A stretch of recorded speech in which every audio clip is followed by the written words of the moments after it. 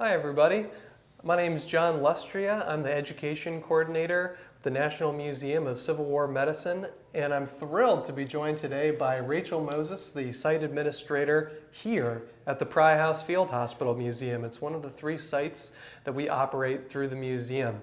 We haven't come out here very often to do programming because we've been closed throughout the pandemic due to COVID, and we're still not open, unfortunately. But we thought we could bring you in here with us virtually. So if you enjoy this video and other videos, consider liking the video, subscribing to our YouTube channel, becoming a member of the museum if you can. It goes a long way towards helping programming like this. So we want to kind of take you through the house and tell you a bit about who the Pry family was, what happened here, and all that sort of thing. So Rachel, who were the Prys, which you can sort of see behind us? Tell us a bit about them. Sure. So the Pry family, they lived here. The house itself was built in 1844 by Philip and his brother Samuel. By 1847, Philip had married Elizabeth, and by the time of the Battle of Antietam, they had 5 children. They were one of the most prosperous families living in the area. And they were probably going about their daily life, chores, whatnot, when on September 14th, 1862, the Battle of South Mountain erupted. It would have been visible from their front porch. They would have heard and probably seen some of what was happening. Probably very hopeful it wouldn't come any closer than it did. Right. So unfortunately, it did come very close to them. September 16th, there was a knock on their front door, and family lore suggests that it was a very young George Armstrong Custer, who informed the Pry family their house and property were being taken over by the Union Army. So they had the entire 2nd Corps camped out around the property, plus the officers, and General McClellan included, were in the house. So they were host to thousands of people they weren't prepared to host. So next time you're hosting a party that you weren't expecting to host, just imagine what the Prys had to deal with here. It's very true. That's a good point. So the day of the battle, September 17th, very early in the morning, Elizabeth and the children, under McClellan's orders, were evacuated to up the road just a few miles to Keedysville, just for their safety. Philip and a slave girl, she was only 14, Georgiana Rawlins, they both stayed behind. So they would have seen what was happening that whole day. They tried to protect the property as best they could, although there was really not much you can do in that situation. Not much you could do then. So this was also, probably most importantly to us at the museum, this was medical headquarters under Dr. Jonathan Letterman, who was medical director of the Army of the Potomac. He oversaw the entire medical evacuation, Letterman Plan, which we can talk about later. He oversaw all of that from here. They also had ambulances stationed at the Pry House that they deployed out to evacuate the wounded. He relied on, Dr. Letterman relied mainly on Assistant Surgeon Benjamin Howard for information that day on what was happening on the battlefield. Later that day, Elizabeth and the children were returned, and they would have seen a completely different surroundings. The barn had been converted into a field hospital, and there were hundreds of soldiers from Bloody Lane brought in, which is not far. And those that didn't fit in the barn were just placed on the ground or along the road. There were 2 officers treated in the house. Joseph Hooker, Major General Joseph Hooker, who was injured at the cornfield, and Major General Israel Richardson, who was wounded at Bloody Lane. So they would have been in the house as well. And all during this time that the generals were treated and the barn was used as a field hospital, the family was living here. So some of the civilian impacts, which we think a lot about battles, we think of troop movements, we think of tactics, that kind of thing. But what about the people who lived here Right. and remained? The battle goes much beyond just the single day. Right, right. So, what kinds of things would especially the Pry family have experienced? There would have been damage to property from artillery and fighting. Of course, I already mentioned the barn being used as a field hospital. A lot of times the families would fall ill from disease because of the influx of soldiers. And then also the dead. So the burial of the dead was left to the winning side. So since this was considered a Union victory, the Union Army was in charge of burial of the dead. So there were, of course, Battle of Antietam is the bloodiest day in American history. Roughly 23,000 soldiers dead, wounded, or missing in a single day. Of those, 17,000 were wounded and around 3,000 were killed. So there were thousands of dead bodies strewn across the battlefield, and the Union Army had to deal with this. One of the ways to expedite burial was they left the bodies that were located near a structure like a house or a barn. They just let the property owners bury those bodies. Wow, yeah. So, it's just a way to save some time, I guess. It was very hot too. It was September, but it was a very hot day, and many of the people complained of the smell. It would have been very overwhelming. There also would have been change to the landscape, silence that followed the battle. A lot of people talked about how there was no animal sounds. I guess it scared the animals away. And injury or death from unexploded shells that could happen years later. Right. There was one farmer who was plowing and he came across an unexploded shell and he was killed years later. Wow. Also, this was harvest season, so people are getting ready to get their stores up for the winter. Then you had the army come in, and they just took everything that they wanted. There was no consideration or, oh, we need to save this. No, they took it over. It was theirs. So many families, including the Pry family, lost all of their stores. Their crops were ruined. Their livestock would have been slaughtered and eaten. Any fencing or any wood they had would have been torn down and burned. So after the battle, Philip did have recourse because it was the Union Army that came in and did this. He was able to file a claim. If it had been the Confederate Army, he would have been told. Tough luck. Right. Those weren't our troops that did that. Yeah. Right, exactly. So luckily he could file a claim, which he did. It totaled around $9,000. Unfortunately, the first one was not paid out until 1865, so he had to wait 3 years. Which, it's all well and good, he gets the money, but 3 years is an awful long time to wait for that sort of money when you can't eat tomorrow. Right. So. And then a second claim was paid out 2 years after that in 1867. Unfortunately, the government deemed part of that an overpayment. So Philip's family had already taken that money and put it back into rebuilding their the farm, but unfortunately they had to pay that money back. And that is pretty much what sent them over the edge, broke them financially. They were ruined. They received roughly $4,000 total of the $9,000 that he claimed, but around $1,400 of that was considered overpayment. And that's in 1862 money. Today, that's a lot of money for me. $1,400 is no joke. I'm sure back then it was, even more of no joke. Yeah. Exactly. So in 1874, the family decided to cut their losses, and they sold the house and the land and everything, and they moved to Tennessee. And just a change of scenery after all that. Yes. Elizabeth passed away in 1886, and her family honored her wishes and sent her body back up here to Maryland for burial. And in 1900, Philip passed away, and he's buried next to his wife in Fairview Cemetery in Keedysville.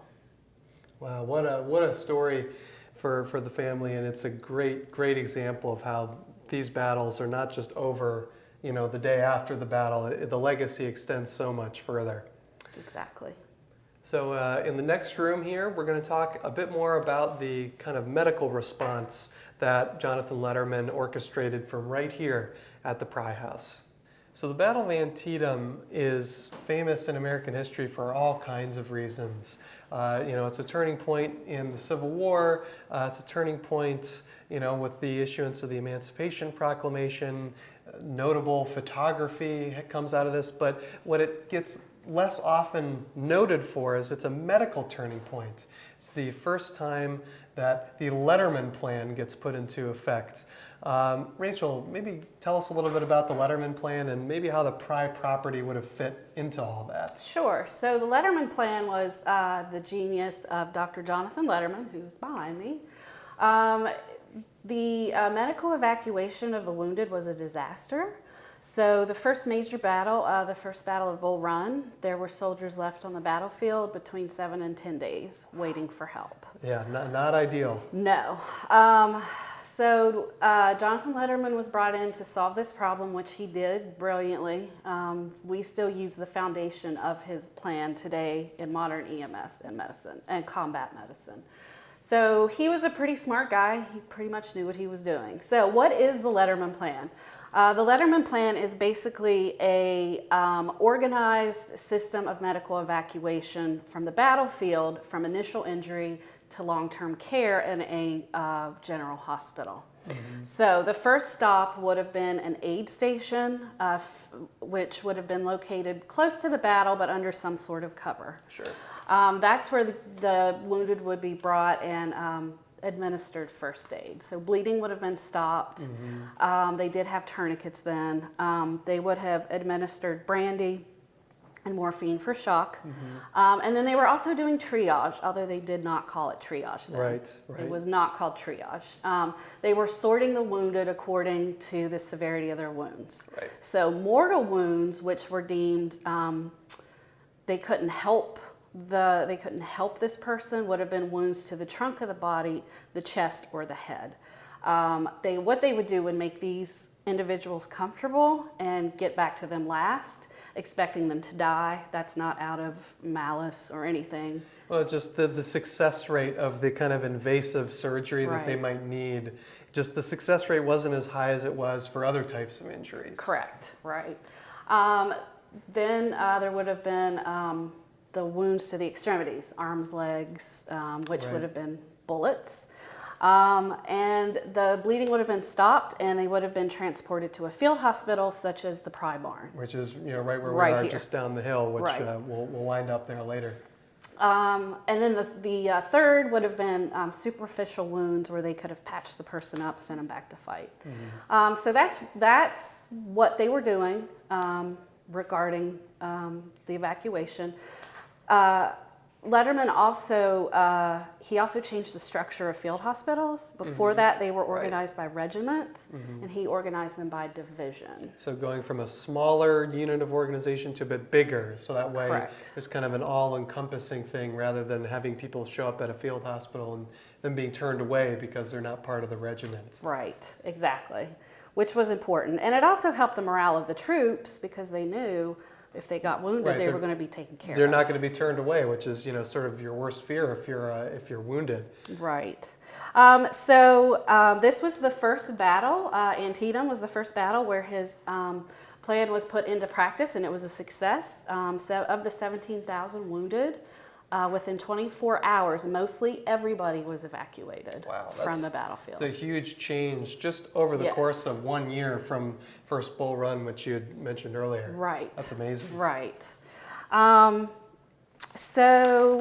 Clara Barton was also here. She was not here, but she was at the Samuel Poffenberger farm. She was administering anesthesia. She also brought a ton of supplies that were sorely needed. The Confederate Army had destroyed a bridge over the Monocacy River near Frederick, so they were short on supplies. The medical department was really desperate for supplies, and luckily she showed up. She was here for 3 days, and then she fell ill with typhoid fever and had to return to Washington, D.C. Fortunately, there were many other civilians who stepped up to help out. The Sanitary Commission and the Christian Commission were two organizations. These were just everyday people who wanted to help the welfare of the soldiers. And, they stepped up. they're organizations that kind of resemble the modern day Red Cross. Right. It's not the Red Cross, that hasn't happened yet, but that's kind of a maybe a modern comparison. Sure. So you're exactly right that medicine, especially in the first year and a half or so of the war, it's kind of a collaborative process between the military. I mean, the Letterman Plan really kind of gets the ball rolling, and the military finally starts to catch up where some of these civilian relief efforts are. But Antietam, it's a lot of people pitching in to help a lot of people who needed help. Right. In short. Now, not everyone kind of stayed in the area. Where did the people go if they weren't, if there wasn't room for them here, say at the Pry Barn? So for the Union wounded, they would have been sent to Frederick, which is about 20 miles from here. Yeah, something like that. Unfortunately, though, there was a measles outbreak along the evacuation route, which today is Alt Route 40. So if you know this area, that's how they would have gone to Frederick. Frederick was a town of about 8,000 people, and roughly 10,000 wounded were evacuated there. Wow. So overnight, the entire city the population was doubled. As far as the Confederate wounded, they would have been sent across the river to Shepherdstown, Martinsburg, and Winchester. Got it. Anything else we want to cover in this room here? I do want to mention Smoketown and Locust is it Locust Springs? Locust Springs. Locust Springs. Yeah. That's a great point, Rachel. Yeah. They were two large tent hospitals, which were the first of their kind ever set up. Dr. Letterman, in his medical recollections, was very complimentary of them. Smoketown was made up of 80 tents, and it had basically, think of like the pavilion hospitals, but it was mobile. So they would have had patient wards, they would have had a kitchen, they would have had laundry, they would have had board for the doctors. And he claimed it was a huge success. And these are for patients that were too seriously hurt to be moved. They had to stay in the area. Right, they couldn't handle the jostling and it would have been too much for them to go to Frederick or, wherever.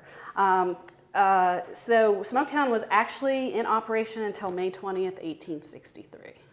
Wow, so several months after the battle. So next we're going to head into another room, talk a little bit about some of the generals that were actually treated right here in the house. So here we are in the next room with our pal Jonathan Letterman, and he's treating a general here, General Joseph Hooker, the Union First Corps commander. And he would have been brought here to the Pry House. He was wounded early in the day. So Rachel, maybe tell us a bit about what the injury was and what the treatment might have looked like. General Hooker was at the cornfield. He was on his horse. I've read that he was hoisted himself up in his stirrups to get a better view of what was happening when a bullet passed through the bottom of his foot. Luckily, very luckily, it didn't hit any of his bones. It was just clean through. Incredibly important in this time because yes. May have required an amputation if it had hit the bone. Correct. But we can't say because it didn't happen. But passing right through, right. Very important. Good for Mr. Hooker. Good for Mr. Hooker. He would go on to lead the Army of the Potomac at a later date. But he didn't know he had been hit. One of his men saw he was bleeding. There was blood coming from his boot, and he was taken here where he was cared for by Dr. Letterman. Personally. Right. And I think there's really not much to this particular injury, just kind of, cleaned it out with some water. They don't know about germ theory yet, so there's no sanitizing happening really, but they're putting some water in and then basically just putting a bandage on it. Is that right? Yeah, basically his case is mentioned in the medical and surgical history of the War of the Rebellion. Basically, they just kept it clean with water and freshly bandaged, and it healed up. I think he had a slight limp, and he had a little bit of trouble getting back onto a horse, but that was the extent of his injury. Now, General Hooker here is fortunate. It's, of course, a minor wound, but he's also fortunate that I don't believe it got infected. Not knowing about germ theory, 2/3 of all Civil War deaths came as a result of disease. So disease was ever present in the Army throughout the war. Maybe tell us about some of those more common diseases and what that might have looked like. So the most deadly disease was diarrhea and dysentery, which comes from unclean water. And as we know, before germ theory, they had no idea about sanitizing their water. The camps were not the cleanest places to be, No. as you know. They did not have proper plumbing or anything we think of now. They had latrines, but a lot of the times the soldiers would not even bother to use them. So they were very unsanitary, very dirty, very smelly. Typhoid fever was also very prevalent because of the unclean conditions. Right. You'd also have a lot of diseases today you don't even think about, like chicken pox, Sure. measles, whooping cough, that would have been rampant, especially for the soldiers who were from the more rural areas, and they wouldn't have the immunity to these diseases that the urban soldiers would have carried. Because in those urban environments, you're living in such close proximity, you probably would have caught, perhaps a more mild strain. But in Army camps, everyone's living very close together, so they tend to spread very, very, very quickly. Yes, and they spent more time in camps than on the battlefield. Exactly, that's a great point. They're only, on average, I think Civil War armies only fight, about 1 day a month. I mean, again, average. That's up a bit in active campaign season. But yeah, camp and disease is really the story of Civil War medicine, and not this, even though this is what we tend to think of. It's a bit more dramatic and all that sort of thing. But disease and camp life is really the story of Civil War medicine. They also, as you'll notice, Dr. Letterman's hands are dirty. Yeah, quite dirty. I don't know if you can see it, but they're very, very filthy. They did not, hand washing, which of course today is so automatic, really. You wash your hands, especially with COVID. You use hand sanitizer. That's right. Everyone out there, raise your hands if you wash your hands on a daily basis. Everyone should be raising their hands. Yeah, you're exactly right, Rachel. It's so important to us today, but it's not even really in their mindset at all. Which is unfortunate because they were so close to germ theory being discovered, but didn't quite make it. Exactly. So from here, we're going to head up to upstairs, talk about a little bit more serious of a case that was treated here in the house. So we've now come upstairs in the house, and we've come, I'm afraid, to a bit more serious of a case. So this is General Israel Richardson here in the bed. He's a division commander in the Union 2nd Corps. Wounded from an artillery shell. It's a little bit vague, the writings, some of them are, but it's somewhere in the trunk of the body. I've read some accounts where the shell totally embeds itself in him. I've heard some where it explodes. I've read all kinds of different things, but there's some sort of injury from some type of artillery shell somewhere in the trunk of his body, and it's a bit more serious than Joseph Hooker. So he's eventually brought here. What happens to him and who treats him? And tell me a bit about the story of Richardson once he gets up here in this room. Well, Richardson, just a little bit of background. He was a Mexican-American war veteran. He also was very distinguished by that time by General Winfield Scott. By the start of the Civil War, he was actually a farmer in Michigan. He left all that behind, but he decided once the fighting broke out, he was going to rejoin the Army. Now, after he was injured, he was brought here, and Dr. Letterman actually examined him.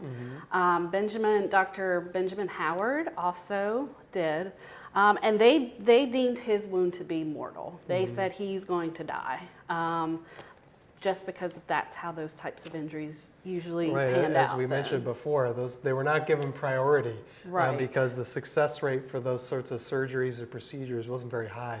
Right. So later on, his division surgeon did show up. He was very good friends with Richardson, and he looked at his wound and decided, no, this was not mortal. This was not fatal. He could pull through. Dr. Letterman and Dr. Howard tried to get this division surgeon to tell Richardson that he was going to die, but he said, no, if I do that, he will. So he was optimistic. Richardson actually did start to recover. His wife and sister came in to help care for him. And he was rallying, but unfortunately an infection set in. And he died in this room on November 3rd, 1862 from his injuries. Prior to that, President Lincoln had come to visit him. So I probably should have said that before. October 4th, 1862, President Lincoln did pay a visit to the house to see Richardson. There was another injured soldier in the room. I believe his name was Draper. He later wrote that the president promised Richardson McClellan's job should he recover. If that's true, we're not sure. That's one person's account. Hard to say, yeah. So when you come to visit the Pry House, again, hopefully we'll be open before too long, definitely in 2022. But whenever you do come to visit the Pry House, if you come to this room, we can't tell you're going to stand on the floorboards that Lincoln stood on. There was a bad fire in the house in 1976. Right. So almost everything in the interior is not original. The exterior, all the brick is still original to the 1844 construction, but so you won't stand on the same floorboards that Lincoln did, but you will occupy the same physical space that Lincoln was in. So that's pretty cool. Also, Lincoln had breakfast. Mrs. Pry made him breakfast that morning. Oh, And the I didn't know gift shop, which is now the gift shop, of course it wasn't then, it's where he dined. He had breakfast. So. There we go. So you can be in the same space where Lincoln had breakfast. But unfortunately for our friend Richardson here, he doesn't make it. What happens to him then after he dies?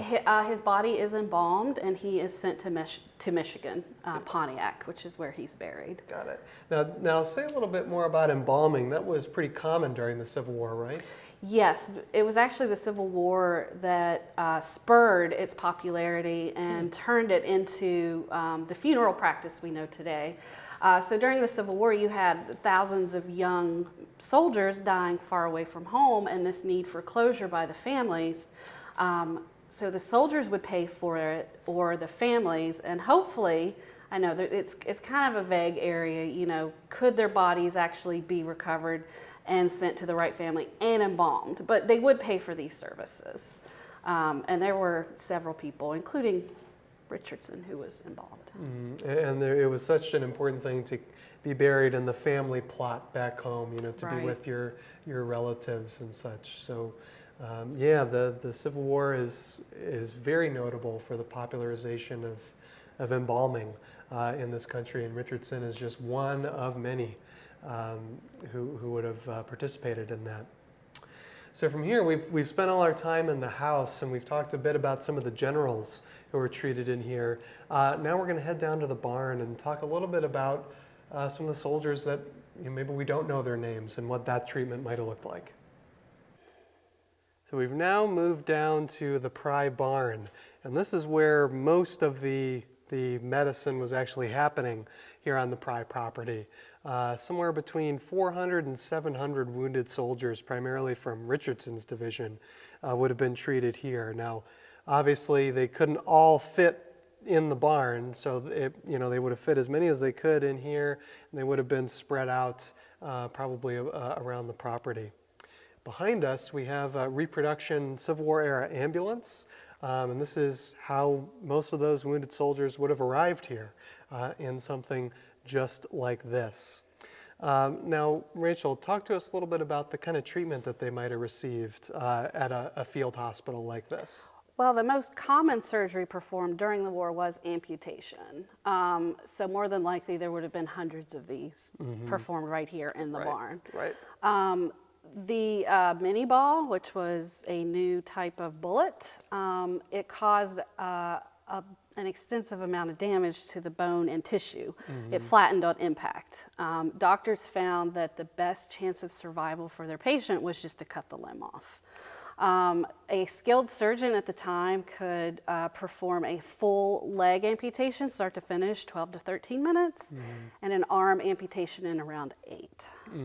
Which sounds shocking to us today, shockingly quick, but speed is partially the name of the game because they only have so much of a dose of anesthesia Now again, That's right. we mentioned this earlier, but we can't underscore it enough. Anesthesia is the rule, not the exception. That's Over right. 95% of Civil War surgery used anesthesia. And so the typical dose, I think, typically would have patients under for maybe around 15 minutes. So speed is the name of the game.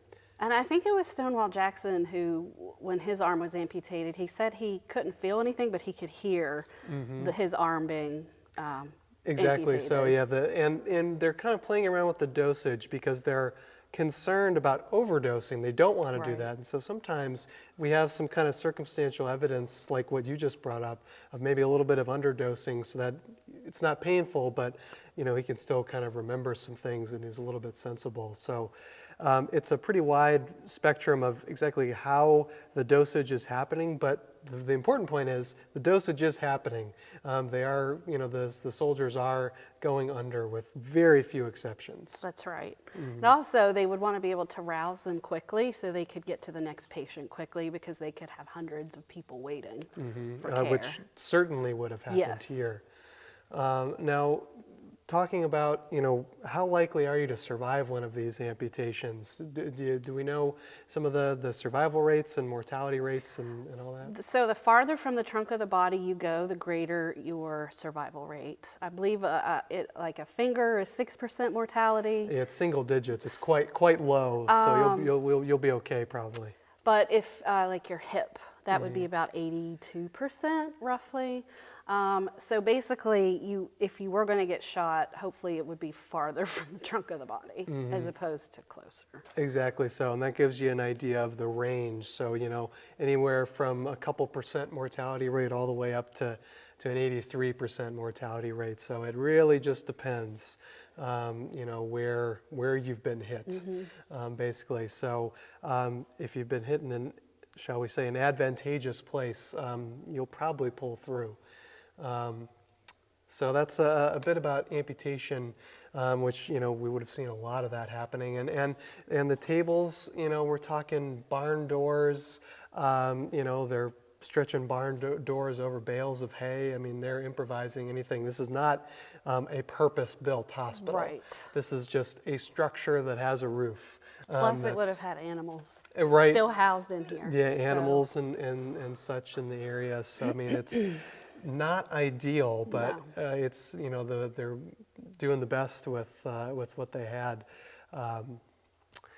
Anything else before we kind of come to a close here, Well, Rachel? John, I know how you love to talk about pus. So I think we should mention infection. Yes, that's a great point. Infection was, because as we mentioned earlier, you know, lack of knowledge of germ theory, the doctors aren't washing their hands. Infection is near universal. Yes. And to the point that Civil War surgeons thought that pus was just a part of the healing process. There was either good pus or bad pus, or what they would call laudable pus, which we know today basically meant you had a less serious infection, or if it was bad pus, you had a very serious infection. So they were hoping for the laudable pus, which I believe was White and maybe a bit yellow, Yeah.